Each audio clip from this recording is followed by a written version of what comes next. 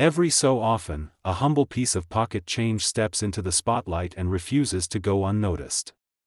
Today's journey throws the spotlight on a penny that's amused and baffled collectors for decades, a coin whose story begins in the midst of economic upheaval and ends in someone's treasure chest as a sought-after rarity. Long after most coins of its year disappeared into the swirl of circulation, this one has won a cult following among seasoned numismatists and casual discoverers alike. What makes it so magnetic, though? That's where our first featured coin enters the story. The year 1982 in American coinage wasn't just another tick on the calendar. It marked a pivotal moment when the U.S. Mint wrestled with the soaring cost of metal. Copper, the core of every Lincoln cent since 1909, had climbed to such height that minting a coin at face value would have meant a financial loss.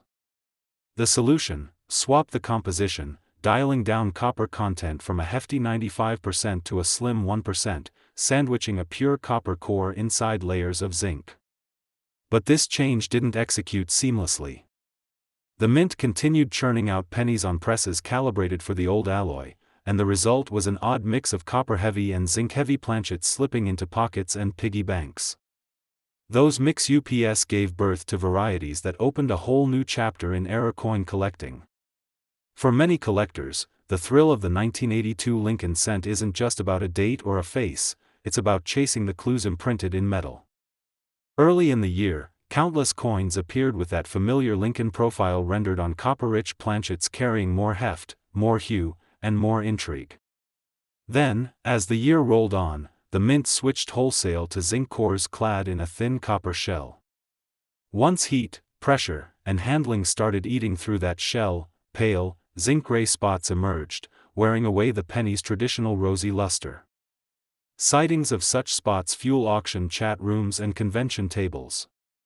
Those variations, from immaculate, copper-toned specimens to those half-shucked, zinc-stained oddities, define the 1982 cent's personality.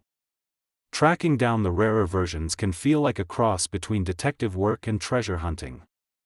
Copper-heavy specimens, struck early in the production schedule, tend to command the highest prices.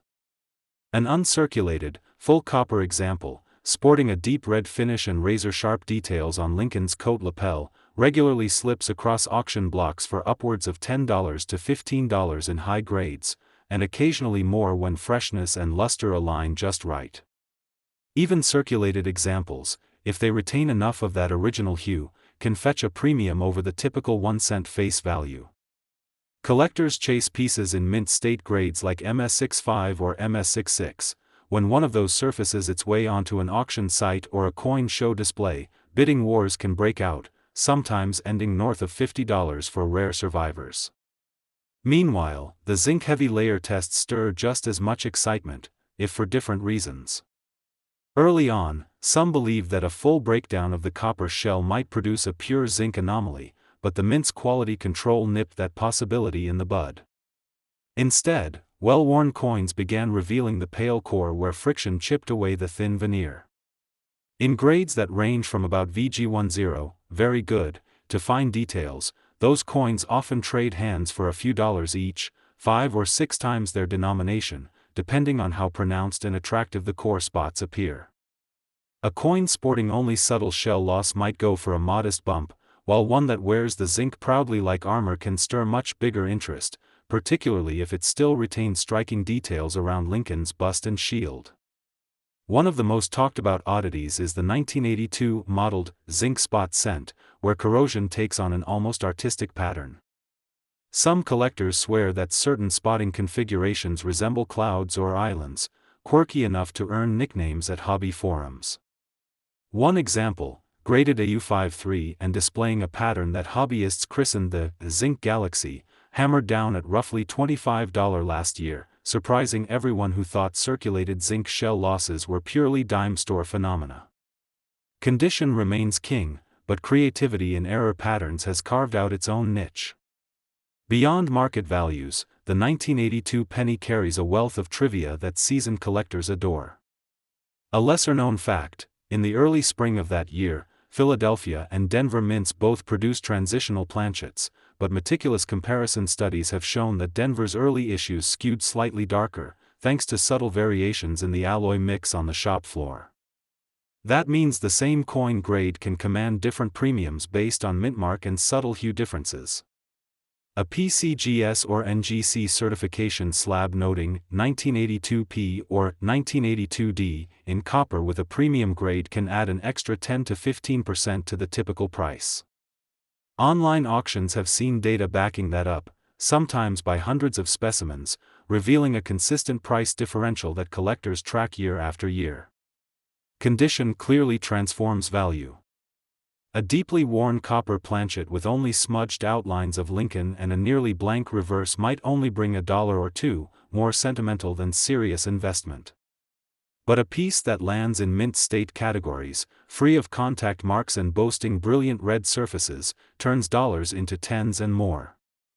On the zinc side, a lightly worn coin, graded XF40, might chatter in the $3 to $5 bracket, but an AU58 example, sharp details, full rim, and only minimal copper shell erosion, can buoy up to $15 in online platforms. The interplay between shell thickness, strike quality, and wear patterns makes each specimen unique. Stories surrounding individual finds add colorful chapters to this penny's lore. One collector recounts the day he slipped a 1982 copper cent from his change into a magnifier at a flea market. It gleamed in the sunlight, its surface unblemished and impossible for a pressed nickel alloy to mimic. He paid the vendor face value, returned to his car, and posted the discovery on a numismatic Facebook group. Within hours, offers poured in. One reached $75 before he politely declined, opting instead to trade within the group for another rarity that caught his eye. Such anecdotes highlight how enthusiasm for these coins transcends mere numbers on a grading certificate. People often ask if leftover mint bags hold the secret to more full copper specimens. Officially, the mint destroyed transitional stock before the switch, but supply chain whispers suggest a few sacks leaked out through employee giveaways or honest mistakes. Those stories are tough to verify, but they feed the mystique that drives collectors to treasure hunts in coin roll hunts or deep dives into estate sales. Whether you find yours in loose change, at a coin show, or tucked inside a dusty book, that moment of discovery never loses its spark. All these facets, composition quirks, auction results, grading nuances, storytelling gold, come together to frame why the 1982 Lincoln cent isn't just another penny. It's a tangible piece of U.S. monetary history, a lesson in the economics of metal, and a community focal point for collectors in their 40s, 50s, and beyond who remember filling their pockets with pennies as children. Next, we'll pivot to another year that stirred the numismatic waters, shifting our attention to the 1978 penny, but before we do, take a moment to appreciate the surprises tucked into ordinary change.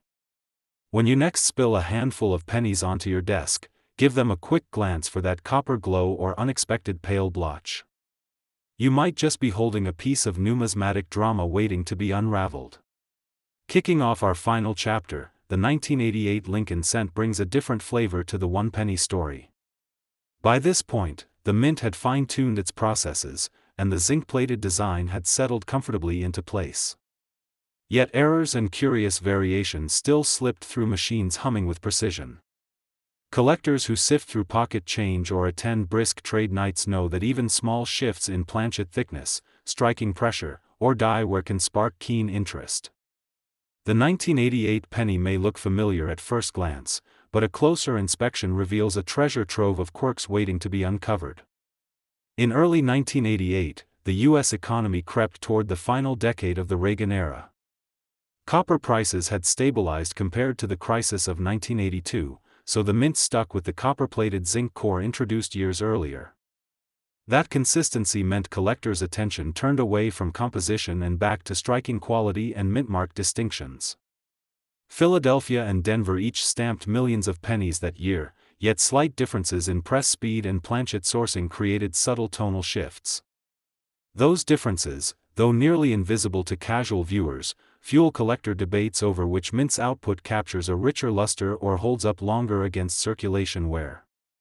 On the Philadelphia side, the absence of a mint mark often leads collectors to assume uniformity. However, diligent hobbyists spot faint textural contrasts in the field surrounding Lincoln's bust. Philadelphia planchets in '88 sometimes show smoother fields with softer contact marks, ideal for cameo-style finishes if struck firmly.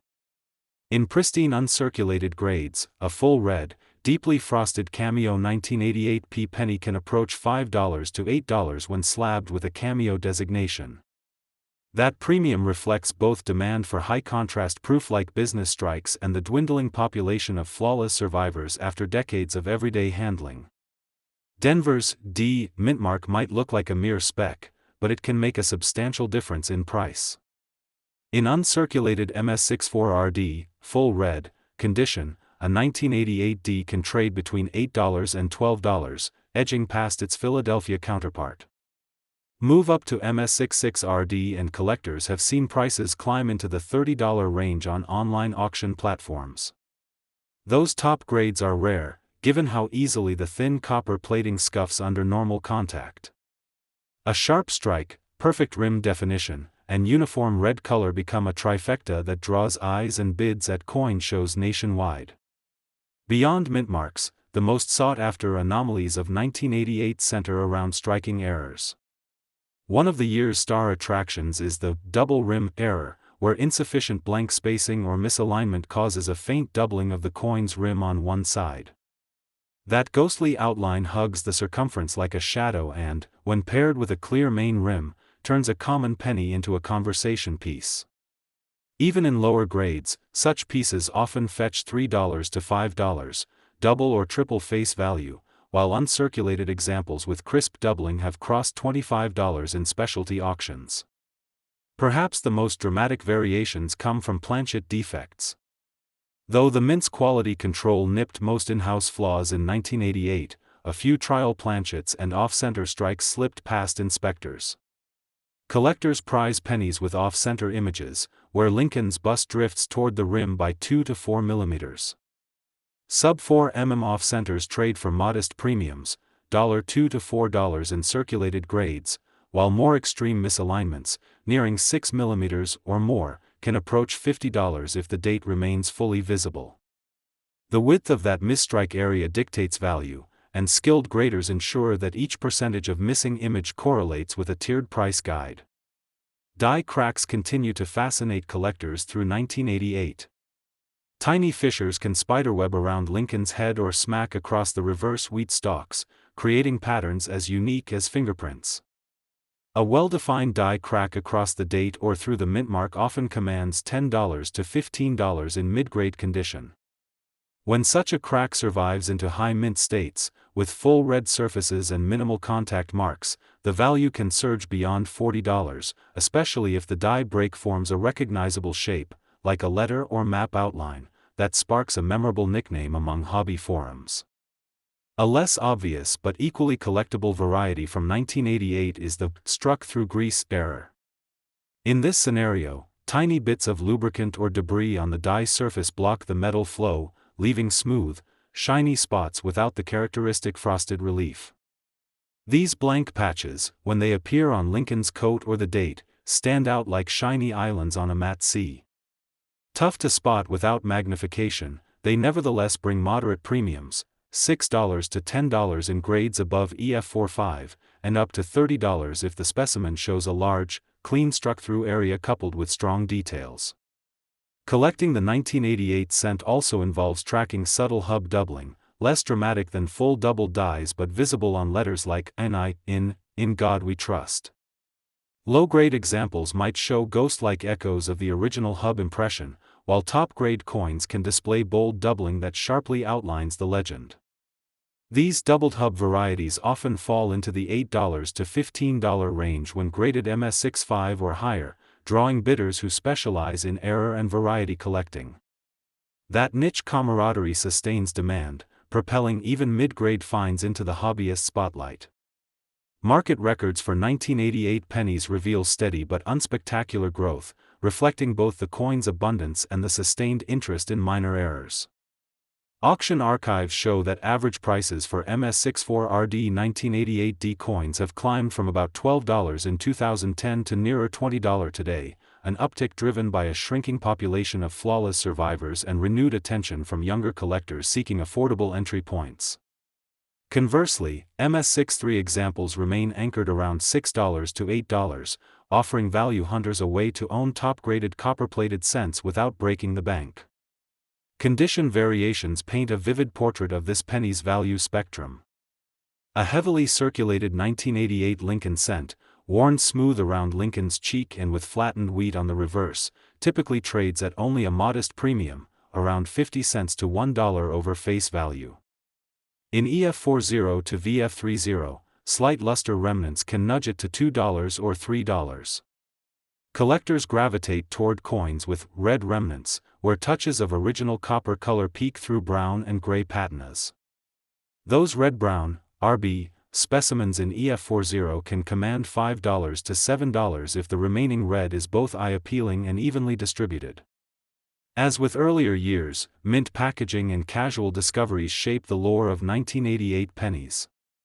One noteworthy tale involves a coin dealer who acquired a box of mixed cent rolls from a retiring bank teller. Hidden among thousands of standard zinc cent rolls was a single business strike proof-like specimen, spotted by its mirror-like fields and frosted devices. Graded PR67 Cameo by a leading service, it sold privately for $200. Proof the year's unique strikes can generate excitement when they surface in unlikely places. Our journey through three distinct Lincoln cent eras, 1982's metal turmoil, 1978's die dramas, and 1988's refined but still error-prone output, reveals a surprising depth in what many dismiss as everyday pocket change. For seasoned collectors and casual adventurers alike, these pennies offer keys to America's minting saga, from commodity economics to mechanical mishaps. They remind us that the smallest denomination can carry the biggest stories. No matter which year beckons you, whether seeking the bright burst of a full copper 1982, the die-break art of 1978, or the cameo finery and errors of 1988, each coin holds an invitation to look closer, learn, and perhaps add a rare gem to your collection. Here's to your next discovery, hidden in plain sight among your spare change. Shifting from the drama of metal composition in 1982, let's wind the clock back to 1978, a year when Lincoln cents rolled off the presses under very different economic and cultural pressures. In that era, copper still reigned supreme in penny production, and the mint was fine-tuning the machinery rather than overhauling the alloy. A young collector's eyes might have glazed over at the hum of runs stamped P&D, but eagle-eyed numismatists spotted subtleties that have since morphed into prized rarities. This journey picks up the story at a time when coin collecting leaned heavily on strike quality, die variations, and a scattering of unexpected errors that slipped through quality control. Back then, the United States was navigating inflationary waves that edged toward double digits. Unlike the panic-driven alloy swap that would come in the early 80s, the mint in '78 focused on maximizing output and minimizing die wear. Dies cracked and chipped under stress, creating what hobbyists now call die breaks or die clashes, where fragments of metal imprint odd shapes onto the coin surface. These die clash patterns, often pale ghost lines or irregular marks on Lincoln's coat and the wheat stalks that still graced the reverse, became the first whispers of collectability. Even more alluring were full-split collars, where the die and collar assembly failed to meet perfectly, yielding off-center strikes or broad-struck specimens with slightly enlarged rims. Such anomalies transformed that year's cents from mundane change into conversation pieces at coin shows. Steel-clad pennies had been part of America's story during wartime, but by '78, full copper was standard, and quality control aimed at consistency. That very consistency, however, made deviations stand out. A handful of 1978 cents emerged with faint doubling on Lincoln's profile or the date itself. Dialysis in the die-making process left behind residual metal that shifted slightly during striking, causing letters to echo. These double die errors aren't as dramatic as the famed 1955 example, yet they attract keen collectors who prize subtlety. A crisp doubled 1978 date or a faint veer on Liberty can elevate a coin from face value to a modest premium, often in the $3 to $10 range for mid-grades, and occasionally more if the doubling is pronounced and the fields remain smooth. Hunter-gatherers of mint errors also track variations between the Philadelphia, P, and Denver, D, issues. In '78, Denver's output skewed darker due to slightly slower cooling cycles in the stamping presses, giving those scents a warmer, deeper red hue when uncirculated. A collector armed with a pocket loupe and a good light source can discern these tonal differences, and market prices reflect that. Uncirculated, red-brown, 1978D specimens in MS63 can command around $5 to $7, while their Philadelphia counterparts often trade at par or slightly below, unless the strike is exceptional. In MS65, though, a 1978D might fetch between $15 and $25 at auction, particularly when slabs certify full red color, RD, rather than red-brown, RB, or brown, BN. Auction records tell a compelling story of how rarity and condition converge. In late 2024, a PCGS-graded MS67RD, 1978D, hammered down at $120, shattering what many assumed would remain a modestly priced series. The winning bidder attributed the jump to two factors: immaculate luster and textbook full red tone. Such an outcome underscored how upper mint state grades inject fresh energy into the market, even for years not typically deemed headline grabbers. Conversely, a heavily worn die crack scent, where a persistent fissure on the die left a raised line slicing across Lincoln's shoulder, sold for only $8 in a small online auction, illustrating how error type and strike quality dictate collector enthusiasm. Collectors swapping stories at conventions often recount low-grade finds that carried unexpected premiums. One hobbyist recalls unearthing a reshaped 1978 zinc-clad trial striking at a local coin roll hunt. Though zinc planchets weren't standard until a few years later, a handful of experimental strikes were reportedly tested in 1978's quieter months. That particular coin bore the faintest husk of silver gray at its core and, under ultraviolet inspection, glowed slightly different from its copper-clad siblings.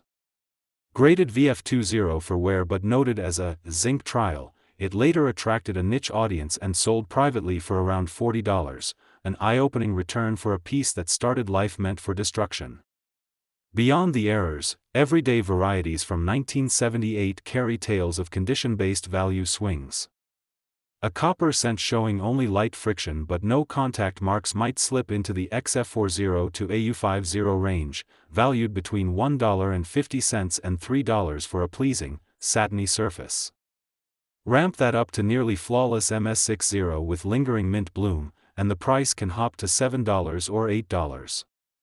Add vibrant red toning and a pristine strike, and the same year's limp-looking date transforms into a $20 to $30 prize. Grading services and their designations for red, red-brown, or brown influence these figures, so savvy collectors compare grade labels closely. Red examples near flawless have consistently outpaced brown and red-brown in final bids. Several quirky anecdotes pepper numismatic literature for 1978.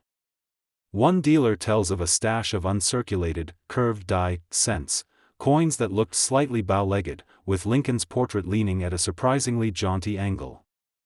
The culprit was a loose screw inside the die housing, allowing a skew that escaped detection until enough tests failed to reveal it. A batch of roughly 200 was rediscovered in a forgotten mint storage drawer in the early 90s.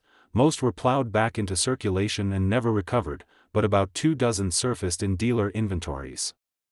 Those angled portraits now trade hands for around $75 to $100, a testament to how mechanical mishaps can ignite collector fervor decades later. Oddly enough, even the placement of die grease in 1978 played a role in value. Excess lubrication in certain presses created a faint sheen around the edges of some cents, a phenomenon dubbed oil collars by enthusiasts. That sheen sometimes appears as a ghostly moonglow ring when coins turn under a bright light. While not as dramatic as doubling or die breaks, cornbelt collectors prize these as conversation starters.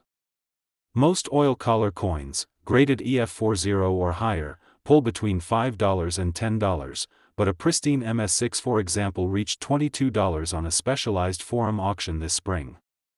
There's also chatter about the 1978 proof strikes produced at San Francisco's Mint. Those cameo proofs, with mirror-like fields and frosted reliefs, share the year but stand apart in finishes. The PF68DCAM 1978S proof cent, for instance, routinely sells in the $15 to $20 ballpark, yet an Ultragem PF69 specimen can soar to $75 or more when demand peaks among proof set completist collectors.